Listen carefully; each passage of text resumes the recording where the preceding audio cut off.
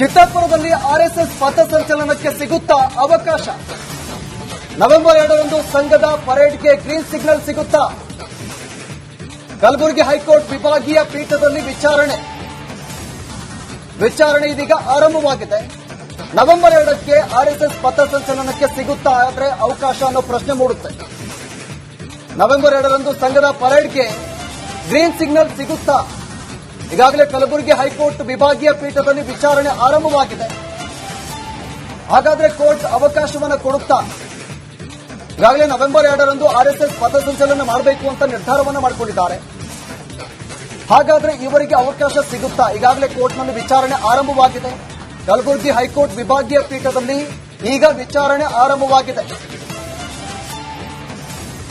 November 2ಕ್ಕೆ ಪಥಸಂಚಲನಕ್ಕೆ ಅವಕಾಶ ಸಿಗುತ್ತಾ? ಈಗ ವಿಚಾರಣೆ ಆರಂಭವಾಗಿರುವುದು.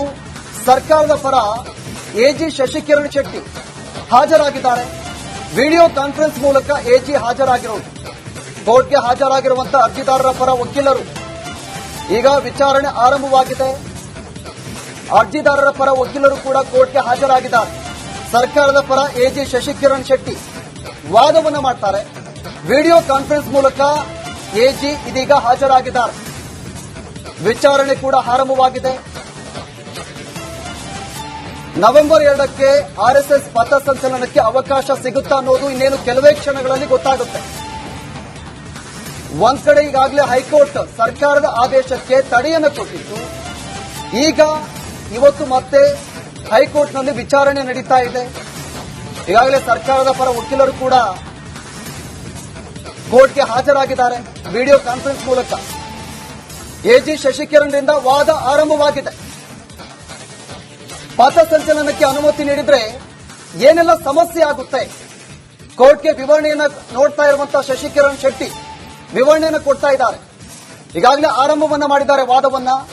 ಕೋರ್ಟ್ಗೆ ಈ ಪಥಸಂಚಲನಕ್ಕೆ ಅನುಮತಿಯನ್ನು ಕೊಟ್ರೆ ಏನೆಲ್ಲ ಸಮಸ್ಯೆ ಆಗುತ್ತೆ ಅಂತ ಕೋರ್ಟ್ಗೆ ಈಗ ವಿವರಣೆಯನ್ನು ಕೊಡ್ತಾ ಇದ್ದಾರೆ. ಇದೊಂದು ರಾಜಕೀಯ ಜಿದ್ದಾಜಿದ್ದಿಯಾಗಿದೆ. ಅದಕ್ಕಾಗಿ ಅನುಮತಿಯನ್ನು ಕೋರಿ ಒತ್ತಾಯವನ್ನ ಹಾಕಿದ್ದಾರೆ. ಸರ್ಕಾರದ ಪರ ಎಜಿ ಶಶಿಕಿರಣ್ ಶೆಟ್ಟಿ ವಾದವನ್ನ ಮಂಡನೆ ಮಾಡ್ತಾ ಇದ್ದಾರೆ. ನೋಡಿ, ಇದೊಂದು ರಾಜಕೀಯ ಜಿದ್ದಾಜಿದ್ದಿಯಾಗಿದೆ. ನೀವು ಒಂದು ವೇಳೆ ಈ ಪಥಸಂಚಲನಕ್ಕೆ ಅನುಮತಿಯನ್ನು ಕೊಟ್ರೆ ಏನೆಲ್ಲ ಸಮಸ್ಯೆ ಆಗುತ್ತೆ ಅಂತ ಜಡ್ಜ್ಗೆ ಕನ್ವಿನ್ಸ್ ಮಾಡ್ತಾ ಇದ್ದಾರೆ.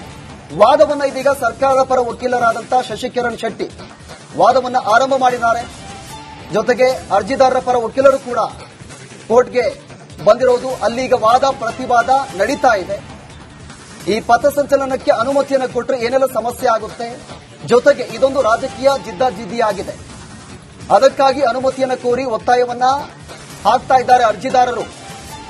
ಹೀಗಂತ ಸರ್ಕಾರದ ಪರ ಎಜಿ ಶಶಿಕಿರಣ್ ಶೆಟ್ಟಿ ವಾದವನ್ನ ಮಂಡನೆ ಮಾಡ್ತಾ ಇದ್ದಾರೆ. ನವೆಂಬರ್ 2ಕ್ಕೆ ಈಗ ಪಥಸಂಚಲನಕ್ಕೆ ಅನುಮತಿ ಬೇಕು ಅಂತ ಈಗ ವಾದ ಪ್ರತಿವಾದ ನಡೀತಾ ಇರೋದು. ಈಗ ವಿಚಾರಣೆ ಆರಂಭವಾಗಿದೆ. ಸರ್ಕಾರದ ಪರ ವಕೀಲರು ಕೂಡ ವಾದವನ್ನ ಮಂಡನೆ ಮಾಡ್ತಾ ಇದ್ದಾರೆ. ಒಂದು ವೇಳೆ ನೀವು ಅನುಮತಿಯನ್ನು ಕೊಟ್ರೆ ಯಾವ ರೀತಿಯಾಗಿ ಸಮಸ್ಯೆ ಆಗುತ್ತೆ ಅದೆಲ್ಲವನ್ನ ಕೂಡ ಜಡ್ಜ್ಗೆ ಇದೀಗ ಸರ್ಕಾರ ಪರ ವಕೀಲರು ಶಶಿಕಿರಣ್ ಶೆಟ್ಟಿ ವಾದವನ್ನ ಮಂಡನೆ ಮಾಡ್ತಾ ಇದ್ದಾರೆ. ಈ ರೀತಿಯಾಗಿ ಅದಕ್ಕಾಗಿ ಅನುಮತಿಯನ್ನು ಕೋರಿ ಒತ್ತಾಯವನ್ನ ಮಾಡಲಾಗಿದೆ. ಒಂದ್ ಕಡೆ ಈಗಾಗಲೇ 8ಕ್ಕೂ ಹೆಚ್ಚು ಸಂಘಟನೆಗಳು ನಮಗೂ ಕೂಡ ಅವತ್ತೇ ಅನುಮತಿಯನ್ನು ಕೊಡಿ ಅಂತ ತಹಶೀಲ್ದಾರ್ಗೆ ಮನವಿಯನ್ನ ಮಾಡಿದ್ರು. ಆದ್ರೆ ಅನುಮತಿಯನ್ನು ಕೊಟ್ಟಿರಲಿಲ್ಲ. ಅರ್ಜಿದಾರರ ಪರ ಅರುಣ್ ಶ್ಯಾಮ್ ವಾದವನ್ನ ಆರಂಭ ಮಾಡಿದ್ದಾರೆ. ಪಥಸಂಚಲನಕ್ಕೆ ಎಷ್ಟು ಜನರು ಹಾಜರಾಗ್ತಾರೆ, ಏನೆಲ್ಲ ಮುಂಜಾಗ್ರತೆಯನ್ನು ವಹಿಸಬೇಕು, ಒಂದ್ ವೇಳೆ ಅನುಮತಿಯನ್ನು ಕೊಟ್ರೆ ಎಲ್ಲದಕ್ಕೂ ಕೂಡ ನಾವು ಸಜ್ಜಾಗಿದ್ದೇವೆ ಅಂತ ಅರುಣ್ ಶ್ಯಾಮ್ ವಾದವನ್ನ ಮಂಡನೆ ಮಾಡ್ತಾ ಇದ್ದಾರೆ. ಪಥಸಂಚಲನಕ್ಕೆ ಅನುಮತಿ ನೀಡಲು ಮನವಿಯನ್ನ ಮಾಡ್ತಾ ಇದ್ದಾರೆ. ಅರ್ಜಿದಾರರ ಪರ ಅರುಣ್ ಶ್ಯಾಮ್ ವಾದವನ್ನ ಮಂಡನೆ ಮಾಡ್ತಾ ಇದ್ದಾರೆ. ಪಥಸಂಚಲನಕ್ಕೆ ಎಷ್ಟು ಜನರು ಹಾಜರಾಗ್ತಾರೆ, ಏನೆಲ್ಲ ಮುಂಜಾಗ್ರತೆಯನ್ನು ವಹಿಸಬೇಕು, ಎಲ್ಲದರ ಬಗ್ಗೆ ಕೂಡ ಮಾಹಿತಿಯನ್ನು ಕೊಡ್ತಾ ಇದ್ದಾರೆ. ಎಲ್ಲದಕ್ಕೂ ಕೂಡ ನಾವು ಸಜ್ಜಾಗಿದ್ದೇವೆ, ನಮಗೆ ಅನುಮತಿಯನ್ನು ಕೊಡಿ ಅಂತ ಜಡ್ಜ್ ಬಳಿ ಕೇಳ್ಕೊಳ್ತಾ ಇದ್ದಾರೆ. ಈಗಾಗಲೇ ಒಂದ್ ಕಡೆ ಸರ್ಕಾರದ ಪರ ವಕೀಲರು ವಾದವನ್ನ ಮಂಡನೆ ಮಾಡಿದ್ರು. ಇದು ರಾಜಕೀಯ ಉದ್ದೇಶವಾಗಿದೆ. ಜೊತೆಗೆ ಈ ಒಂದು ಪಥಸಂಚಲನಕ್ಕೆ ಅನುಮತಿಯನ್ನು ಕೊಟ್ರೆ ಯಾವ ರೀತಿಯಾಗಿ ಸಮಸ್ಯೆ ಆಗುತ್ತೆ ಎಲ್ಲವನ್ನೂ ಕೂಡ ಎಕ್ಸ್ಪ್ಲೇನ್ ಮಾಡಿದ್ದಾರೆ. ಮತ್ತೊಂದು ಕಡೆ ಅರ್ಜಿದಾರರ ಪರ ವಕೀಲರು ಅರುಣ್ ಶ್ಯಾಮ್ ಅವರು ಕೂಡ ಇದೀಗ ವಾದವನ್ನು ಮಂಡನೆ ಮಾಡ್ತಾ ಇದ್ದಾರೆ. ಪಥಸಂಚಲನಕ್ಕೆ ಅನುಮತಿಯನ್ನು ನೀಡಲು ಮನವಿಯನ್ನು ಮಾಡ್ತಾ ಇದ್ದಾರೆ. ಈ ಪಥಸಂಚಲನಕ್ಕೆ ಎಷ್ಟು ಜನ ಸೇರ್ತಾರೆ, ಅಲ್ಲಿ ಯಾವ ರೀತಿಯಾಗಿ ನಾವು ಮುಂಜಾಗ್ರತಾ ಕ್ರಮವನ್ನು ತೆಗೆದುಕೊಳ್ತೀವಿ, ಎಲ್ಲದರ ಬಗ್ಗೆ ಕೂಡ ನಾವು ಸಜ್ಜಾಗಿದ್ದೇವೆ. ಮುಂಜಾಗ್ರತಾ ಕ್ರಮಗಳನ್ನು ಏನೆಲ್ಲ ವಹಿಸಬೇಕು ಆ ಎಲ್ಲ ಕ್ರಮಗಳನ್ನು ನಾವು ತೆಗೆದುಕೊಂಡಿದ್ದೇವೆ, ನಮಗೆ ಅನುಮತಿಯನ್ನು ಕೊಡಿ ಅಂತ ಜಡ್ಜ್ ಬಳಿ ಮನವಿಯನ್ನು ಮಾಡಿಕೊಳ್ತಾ ಇದ್ದಾರೆ. ಒಂದು ವೇಳೆ ಅನುಮತಿ ಸಿಕ್ಕರೆ ನವೆಂಬರ್ 2ಕ್ಕೆ ಪಥಸಂಚಲನ ನಡೆಯುತ್ತೆ. ಈಗಾಗಲೇ ಆರ್ಎಸ್ಎಸ್ನವರು ಎಲ್ಲಾ ರೀತಿಯಾದಂತಹ ತಯಾರಿಯನ್ನು ಮಾಡಿಕೊಂಡಿದ್ದಾರೆ. ನವೆಂಬರ್ 2ಕ್ಕೆ ಪಥಸಂಚಲನ ಮಾಡಲೇಬೇಕು ಅಂತ. ಮತ್ತೊಂದು ಕಡೆ 8ಕ್ಕೂ ಹೆಚ್ಚು ಸಂಘಟನೆ, ಭೀಮ್ ಆರ್ಮಿ ಆಗಿರ್ಬೋದು, ಹಲವು ಸಂಘಟನೆ, ನಮಗೂ ಕೂಡ ಅವತ್ತೇ ಅವಕಾಶವನ್ನ ಕೊಡಿ, ನಾವು ಕೂಡ ಪಥಸಂಚಲನವನ್ನ ಮಾಡ್ತೀವಿ. ಅರುಣ್ ಶ್ಯಾಮ್ ವಾದಕ್ಕೆ ಎಜಿಯಿಂದ ವಿರೋಧ ವ್ಯಕ್ತವಾಗ್ತಾ ಇದೆ.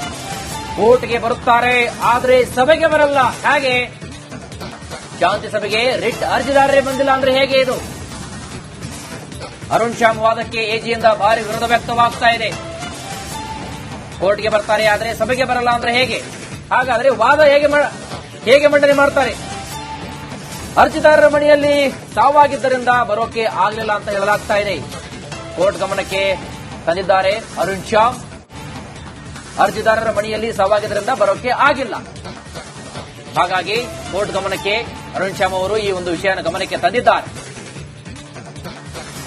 ನವೆಂಬರ್ 2ಕ್ಕೆ ಆರ್ಎಸ್ಎಸ್ ಪಥಸಂಚಲನ ವಿಚಾರವಾಗಿ ರಾಜ್ಯದಲ್ಲಿ ಸಾಕಷ್ಟು ಕೋಲಾಹಲವೇ ಸೃಷ್ಟಿಯಾಗಿದೆ. ಹಾಗಾಗಿ ಒಂದ್ ಕಡೆಗೆ ನವೆಂಬರ್ 2ಕ್ಕೆ ಪಥಸಂಚಲನಕ್ಕೆ ಅವಕಾಶ, ಗ್ರೀನ್ ಸಿಗ್ನಲ್ ಸಿಗುತ್ತಾ?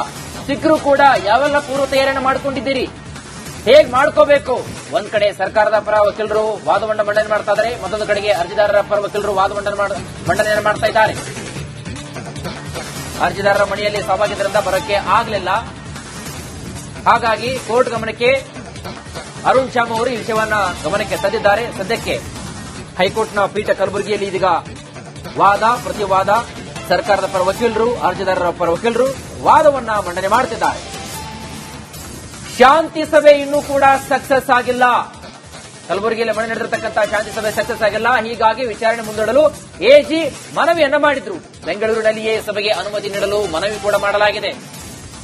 ಶಾಂತಿ ಸಭೆ ಇನ್ನೂ ಕೂಡ ಸಕ್ಸಸ್ ಆಗಿಲ್ಲ. ಶಾಂತಿ ಸಭೆ ಕರೆದಿದ್ರು ಜಿಲ್ಲಾಧಿಕಾರಿಗಳು, ಆದರೆ ವಾದ ವಿವಾದ ಪ್ರತಿವಾದ ಎಲ್ಲವೂ ಕೂಡ ಅಲ್ಲಿ ಕೋಲಾಹಲವೇ ಗದ್ದಲಕ್ಕೆ ಕಾರಣವಾಗಿತ್ತು. ಗಲಾಟೆ ಎತ್ತಾ ಇದ್ರು, ಯಾರು ಕೂಡ ಮಾತನ್ನ ಕೇಳ್ತಾ ಇರಲಿಲ್ಲ. ಹಾಗಾಗಿ ಶಾಂತಿ ಸಭೆಯನ್ನ ಮುಂದೂಡಲಾಗಿತ್ತು. ಜಿಲ್ಲಾಧಿಕಾರಿಗಳು ಅಲ್ಲಿ ಬಂದಿರತಕ್ಕಂತಹ ಎಲ್ಲ ಮುಖಂಡರ ಹೇಳಿಕೆಗಳನ್ನ ಲಿಖಿತವಾಗಿ ದಾಖಲಿಸಿಕೊಂಡು ಸರ್ಕಾರಕ್ಕೆ ವರದಿಯನ್ನ ಸಲ್ಲಿಸ್ತೀನಿ ಅಂತಕ್ಕಂತಹ ಪ್ರತಿಕ್ರಿಯೆ ಕೊಟ್ಟಿದ್ರು. ಹಾಗಾಗಿ ಶಾಂತಿ ಸಭೆ ಇನ್ನೂ ಕೂಡ ಸಕ್ಸಸ್ ಆಗಿಲ್ಲ. ಇಂಥದ್ರಲ್ಲಿ ಇದೀಗ ಅಕಸ್ಮಾತ್ ಒಂದು ವೇಳೆ ಆರ್ಎಸ್ಎಸ್ ಪಥಸಂಚಲನಕ್ಕೆ ಗ್ರೀನ್ ಸಿಗ್ನಲ್ ಸಿಕ್ಕರೆ ಏನೆಲ್ಲ ಪೂರ್ವ ತಯಾರಿಯನ್ನು ಮಾಡ್ಕೊಂಡಿದ್ದೀರಿ? ಏನಿಲ್ಲ. ಸದ್ಯ ಅನುಮತಿ ನೀಡಲು ಸಾಕಷ್ಟು ಸಮಸ್ಯೆಗಳಿದೆ. ಚರ್ಚೆ ಯಾವುದೂ ಕೂಡ ಸರಿಯಾಗಿ ಆಗ್ತಾ ಇಲ್ಲ. ಸೋಮವಾರ ವಿಚಾರಣೆ ನಡೆಸುವಂತೆ ಎಜಿ ಮನವಿಯನ್ನು ಮಾಡಿಕೊಂಡಿದ್ದಾರೆ. ಸದ್ಯ ಅನುಮತಿ ನೀಡಲು ಸಾಕಷ್ಟು ಸಮಸ್ಯೆಗಳಿದೆ. ಚರ್ಚೆ ಯಾವುದೂ ಕೂಡ ಸರಿಯಾಗಿ ಆಗ್ತಾ ಇಲ್ಲ. ಮೊನ್ನೆ ಶಾಂತಿ ಸಭೆ ನಡೆಸಿದ್ರು, ಅಲ್ಲೂ ಕೂಡ ಯಾವುದೇ ರೀತಿಯಾದಂತಹ ಸ್ಪಂದನೆ ಸಿಗಲಿಲ್ಲ. 1 ಗಂಟೆಗೆ ಆ ಒಂದು ಶಾಂತಿ ಸಭೆಯನ್ನು ಮೊಟಕುಗೊಳಿಸಿದ್ರು. ಸರಿಯಾಗಿ ಯಾರು ಕೂಡ ಸ್ಪಂದಿಸಲಿಲ್ಲ. ಮತ್ತೊಂದು ಕಡೆ ಯಾರು ಕೂಡ ಅವರ ನಿರ್ಧಾರಕ್ಕೆ ಬರಲಿಲ್ಲ, ಒಮ್ಮತ ನಿರ್ಧಾರಕ್ಕೆ. ಹೀಗಾಗಿ ಅದನ್ನ ಕೋರ್ಟ್ಗೆ ಸಲ್ಲಿಕೆ ಮಾಡಬೇಕಾಗಿತ್ತು. ಶಾಂತಿ ಸಭೆಯನ್ನು ಮಾಡಿ ಅಂತ ಹೇಳಿ ಈಗಾಗಲೇ ಕೋರ್ಟ್ ಸೂಚನೆ ಕೊಟ್ಟಿತ್ತು. ಆ ಬೆನ್ನಲ್ಲೇ ಶಾಂತಿ ಸಭೆಯನ್ನು ಕೈಗೊಂಡಿದ್ರು. ಆದರೂ ಕೂಡ ಅಲ್ಲಿ ಶಾಂತಿ ಸಭೆ ಸರಿಯಾಗಿ ನಡೆದಿರಲಿಲ್ಲ. ಯಾರು ಕೂಡ ಒಮ್ಮತ ನಿರ್ಧಾರ